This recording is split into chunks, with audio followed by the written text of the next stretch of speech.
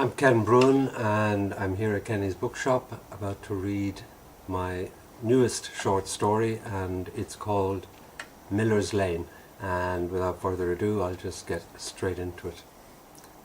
Landing at Galway airport, I was amazed at how tiny it was. The woman beside me said, "We couldn't land here last year because there were seagulls on the runway." I looked at her to see, was she kidding me? Nope.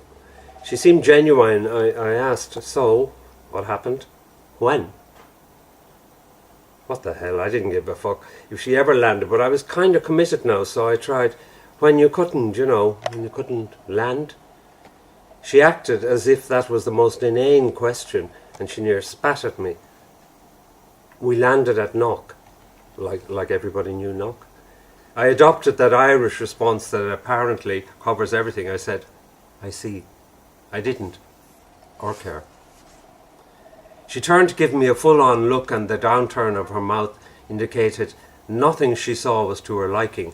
She accused, "You're a Yank?" One time that was gold in Ireland, but not so much now. But I decided to mess with her. Answered, "No."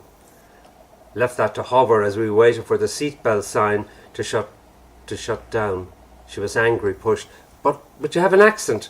I smiled, said, "What can I say? I'm an affected cunt." I got a cab into the city and an earful from the driver, who began, "You're a Yank." I have a sister in Chicago. This was to be the norm during my killing stay. Not only did everyone in the bloody country have relations in Chicago, bumfuck Boise, Boston, but did I know them? Like friggin' hello? Yeah, right. Then he asked, "You know the trouble with this country?" I wanted to go, "Yeah, cabbies with big mouths." I went with, "Pray tell," and confess a slight tone leaking over the words. He said, "Non-nationals." Checked in the mirror to see how this was being received, then tried, "Oh, sorry, look, I don't mean Yanks, God forbid, but the Arabs, Nigerians, all these spongers, and get this." Waited. I said, "Okay. All of them on medical cards." I nodded sagely. Everyone should get to nod sagely at least once in their life. Then, as is the Irish custom, he completely abandoned this and went another road, said, "They put a British guy in space." I ventured, "Golly." Then the punchline, "A proper place for them. Am I right? Assuming Yank, Republican." I asked, "Can you recommend a place to stay for 2 weeks?" He could and did. That's how I ended up in the Salt Hill Inn, like a bad version of our Holiday Inns, but hey, I wasn't looking for comfort, just a low profile. The receptionist asked, after asking if I knew his cousin in Los Angeles, informed me that they had Wi-Fi in all the rooms, and get this, Sky Sports. I said, I will try to contain my excitement. I unpacked my meagre luggage first. A first-rate suit, bespoke, oh yeah. Cost a year's salary if you worked in the service industry, and I'll tell you that's a suit. I hung it on a hanger and hung the hanger in the centre of the room. I had had the pockets half sewn, half closed to make thieving harder. For me. I did 3 passes, managed to take out a wallet almost effortlessly on 2 of the attempts. I was way better than that, but jet lag takes its toll. Without exaggeration, I've practiced the dip and walk over 1,000 times, and then some more. I could nearly do it blind. Next, very carefully took out a faded yellow clipping dated 3/1/89. You could just about read, "Death of Down syndrome girl ruled." The rest was too faded to decipher, but I knew it by heart. I took out the duty-free bottle of Black Bush and poured a healthy wallop in the nearly clean glass from the bathroom. I took a lethal slug, and as it burned deep and fast, I exhaled, "Ruled accidental." Wow. I opened my laptop and looked at the exact location of Miller's Lane and felt my heart burn in my chest. Then did the Google search on Thomas Flynn. Lots of praiseworthy shit on the man. Man of the year, business man of the decade. Huge charity sponsor, and photos, oh lots of photos, with all the hotshots of the country. An urban saint really. and printed out his most recent photo and laid it on the table, close to the bottle of Bush. I stepped back and then with all my might I spat in his face. I dressed to, if not impress, then to go unnoticed, to blend. I knew the city pretty well from two sources, Google Maps and Emerald, Emily, Emma, a semi-psycho hot goth. I met her at an insane posse event in Colorado.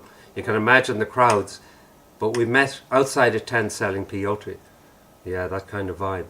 She was swigging from a bottle of Miller Longneck, clocked me notice that and offered, "Want to suck on this, cowboy? Would you?" The cowboy, perhaps, because I was wearing a wicked pair of boots I stole in Houston, the kind of boots that whispered, "Fucking A or not?" Best in that asked, semi-breathless Brit accent. She was not conventionally pretty, but something in the assembly of her features pulled you in. Her eyes had a green sheen that dazzled. Now, if I sound smitten, I was.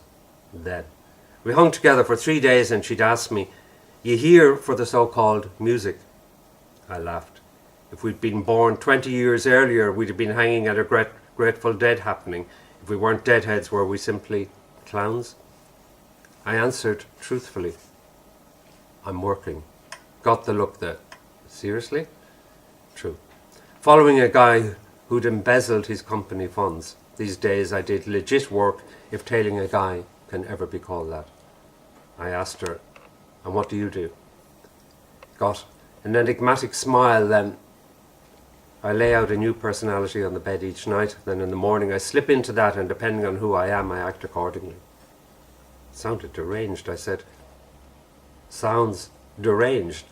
She was delighted, said, "The whole point." We got separated the second evening, but we had a fallback to meet at the stand selling t-shirts if that happened. I was making my way there just as darkness was falling, feeling mellow.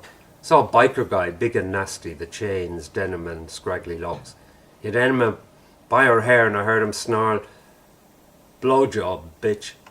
I did what you do. I killed him. I'd learned that fast snap that does the job. I expected her to be horrified. I asked tentatively, "Are you okay?" "Are you okay?" Jesus. Talk about lame. She gave a smile of such glee, gushed, "Will you show me how to do that?" We went to New York after the concerts and did some real weird crazy shit there. Fun though. Then she had to return home to Ireland. I asked with complete disinterest, "You have folks there?" Got the look.